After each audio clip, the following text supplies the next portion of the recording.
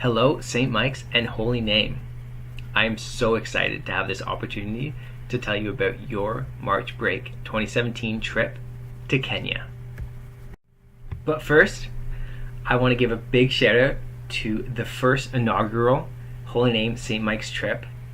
Everybody that went on it to Nicaragua last year. Here's a picture of that group of amazing young people. And we caught a little video footage of when they returned home at the airport. I want to start this presentation by playing that.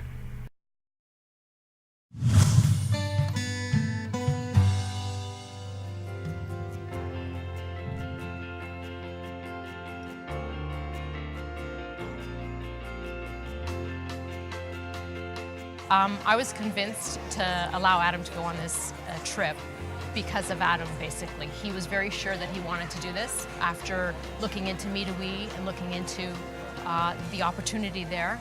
It was a pretty straightforward decision for us. Midewi's so organized and made me feel so good about the decision that it became an absolute natural choice. Saying goodbye to any child is tough, but Midewi runs a really great organization, so we knew that she was in good hands. We were more excited for her, actually, when we said goodbye to her, for the opportunity that she was going to get. The last few weeks for me as a parent has been a combination of reviewing all the nice support material from Midewi and knowing that she was going on the right trip with the right people. I felt really good. I was very proud, too. Updates were amazing. Getting an update that they had arrived safely, a picture with all of them together. We knew they were having a great time. We knew some of the things they were doing from the itinerary. So it was actually kind of exciting for us to sit and follow along day by day and know that she's having a great time, and then look forward to seeing her in just a little bit here when she gets back.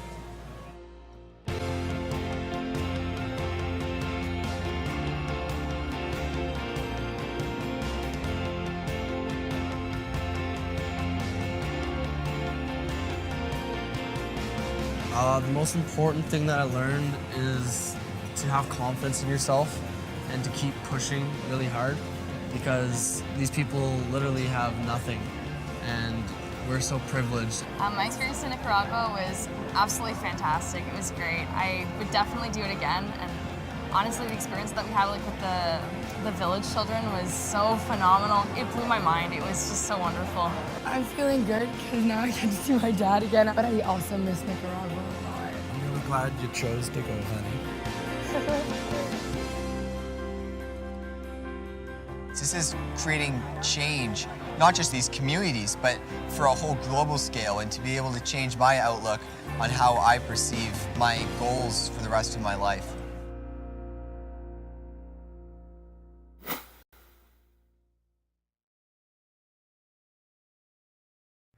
Now, let's get into your trip to Kenya. I'm just going to touch on some of the highlights of the trip, but if you want to learn more, I'll leave you with my contact information. So happy to connect with you. Before we jump into some of the activities that you'll be doing on the trip, I just wanted to touch on safety. We do not run trips unless we're 100% confident of the safety of all the travelers. In over 15 years of running trips, Midewi has not had one major safety and security incident, and that's because of the proactive approach we take to safety. We have a full risk management team that operates out of Toronto that works year-round with our in-country team in Kenya that works year-round as well. They've vetted every single activity that you'll be doing. We have highly trained facilitators. We've been working in Kenya since 1999. Our risk management team is constantly in touch with all the major travel advisories, and we'll just go through some of the key activities and the key pieces throughout this presentation on how we ensure our travelers' safety. Here are some of the key pieces that we do pre-trip. So like I mentioned, we have a risk management team that monitors all the travel advisories. Our in-country team is constantly working with the MC there, as well as the Canadian High Commissioner. We include insurance, medical interruption and cancellation with all our travel packages.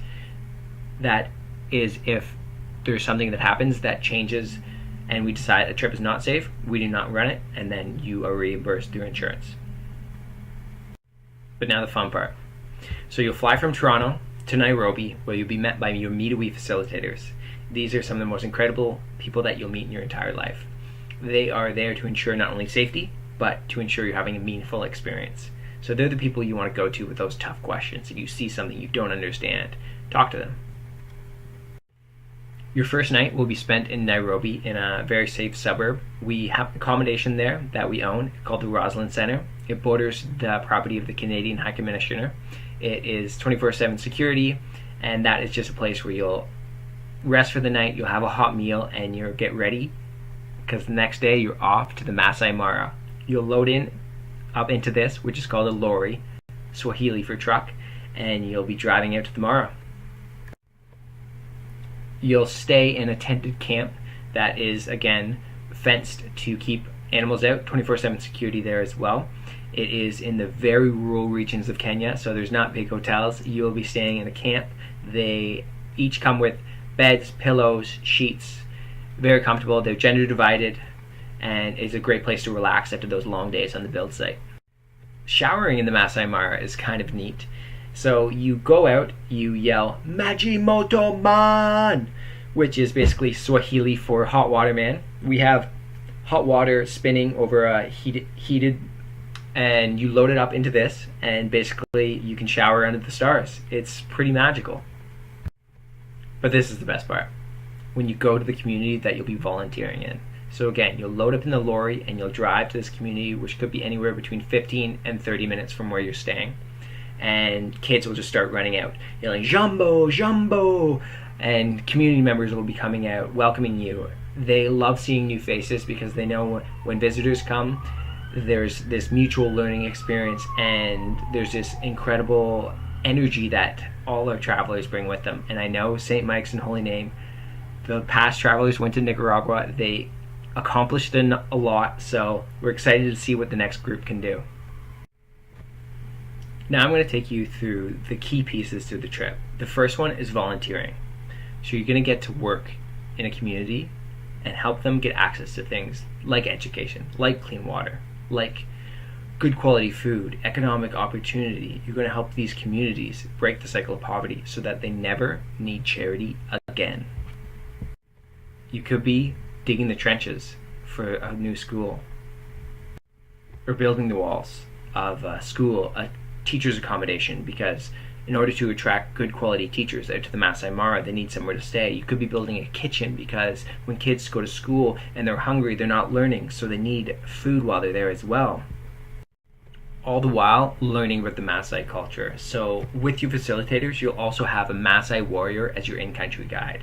He'll be your guide and your portal into the Maasai culture. He'll be teaching you about what it's been like for him to grow up as a Maasai person and becoming a warrior, and what it means for him to be a warrior today, what it meant for his father. He'll teach you about his weaponry. He'll show you the bow and arrow, the rungu. You'll have a competition, and he will just be an incredible resource for you to ask questions to, get to know, and he'll be your gateway into the Maasai community.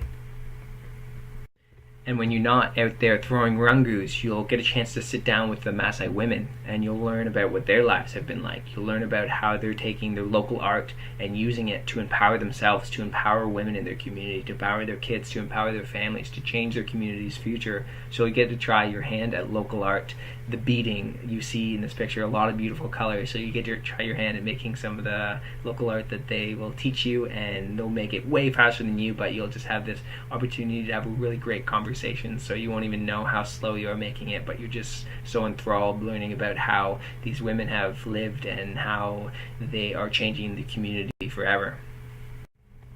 One of the activities that can't be really put into words is a water walk. You'll go out with some locals and you'll go to the local water source with this big drum, start out empty, fill it up. It'll become this 50-pound drum that you literally just strap around your forehead and you walk.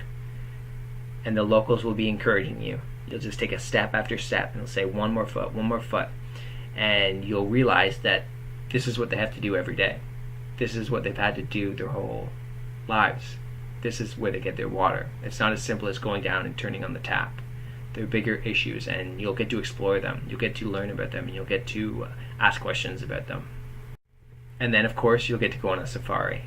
You'll go out into the Masai Mara, you'll load up early one morning, and you could see a herd of elephants migrating across the Mara, or a family of giraffes, and they're way bigger in person than they are in photos. Or maybe you'll see some young, frolicking lions, or maybe their mothers or fathers out stalking gazelles. But definitely a day to bring out your camera. So we've talked about the first two key pieces of the trips. Those are volunteering and cultural activities. I just touched the iceberg. There's many more, and look forward to telling you a little bit more about those other activities. But the last and final piece is the leadership development. So you're going into a new country, learning about issues that you might not have known about before. So in the evenings, you're going to talk about them. You're going to talk about the issues you're seeing, talk about your passions, talk about leadership, talk about how you can develop yourself. And your facilitators are going to challenge you. At the end of the trip, they're going to challenge you to take what you've learned from this experience and take it back home. Take a passion that you found, take it back home. Take something that you're interested in, you have goals. They're going to help you develop an action plan to implement it when you're back home. Because it's not just a 2-week trip, it's an entire lifestyle change. And throughout the entire journey, you are going to make incredible friends. You're going to meet people that you'll never forget. A local boy, local girl that you play soccer with, or just hang out with, get to know. Could be a mama, could be the warrior, but you'll meet people that you won't ever forget. They could be your classmates. It could be somebody from Holy Name that you didn't know before. It could be somebody from St. Mike's. You make incredible friendships and bonds, and they last a lifetime. Some of the logistical details of the trip. It will run over the March break 2017, 13 days. Total cost is $4,995, and that includes almost everything: round-trip airfare, accommodations, all meals, snacks, transportation while in country, all activities, your Meet-A-Wee facilitators, your in-country Maasai guide, travel medical, trip interruption and cancellation. The only things it doesn't cover are visas. There is an entrance visa for Canadians and Americans entering into Kenya. Vaccinations, we recommend everybody see a travel doctor, and any additional spending money, and that's only for souvenirs. Deposits, we're asking those to be submitted $400 by June 15th. Trip registration will happen in the fall, and final payment will happen in December. We are looking forward to connecting with each and every one of you, St. Mike's parents or students. If you have any questions, please contact me. I'm so happy to chat. Love to tell you a little bit more about what you can expect in Kenya. My name, again, is Tyrell Grolman. There's my contact information. Holy Name parents and students. If you'd like to be in touch with me, more than happy to chat. But Julie McMullen will be your point of contact, and there is her contact information. With that, I wanted to send out a huge thank you. Thank you for taking some time to listen to this presentation. Thank you for taking some time to explore Kenya. The Maasai culture is beautiful, and I can't wait for you to experience the Maasai Mara.